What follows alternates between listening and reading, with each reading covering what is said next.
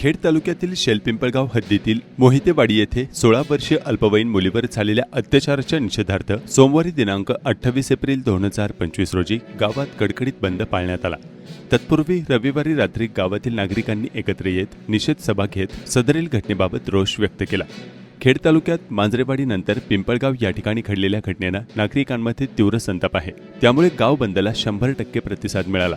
मोहितेवाडी येथे 2 दिवसांपूर्वी एका 26 वर्षीय नराधमाने 16 वर्षीय अल्पवयीन मुलीच्या वयाचा फायदा घेऊन वेळोवेळी तिच्या इच्छेविरुद्ध जबरदस्तीने बलात्कार केल्याची धक्कादायक घटना उघड झाली आहे।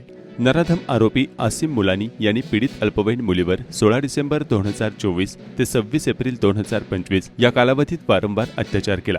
झालेला प्रकार कोणाला सांगितला तर तुला व तुझ्या घरच्यांना जीवे मारून टाकण्याची धमकी देत होता। या प्रकरणी आसिम मुलानी राहणार शेलपिंपळगाव याच्यावर बाललैंगिक अत्याचार प्रतिबंधक कायद्याअंतर्गत चाकण पोलीस ठाण्यात गुन्हा दाखल केला आहे। शेलपिंपळगावात आयोजित निषेध सभेला गावातील नागरिक आणि महिलांची संख्या लक्षणीय होती। गावातील ग्रामदैवत हनुमान मंदिरालगत असलेले मांस विक्रीचे शॉप बंद करावे, जामा मस्जिदलगत अतिक्रमण करून केलेल्या पायऱ्या काढून टाकाव्यात, तसेच नमाज पठण करण्यासाठी बाहेर गावाहून येणाऱ्यांवर बंदी घालावी अशा मागण्या स्थानिक नागरिकांनी व्यक्त करत गाव बंदची हाक दिली। त्यानुसार गावात 1 दिवसीय कडकडीत बंद पाळण्यात आला आहे। दरम्यान कोणतीही अनुचित घटना घडू नये यासाठी शेलपिंपळगाव हद्दीत पोलिसांचा कडक बंदोबस्त ठेवण्यात आला आहे।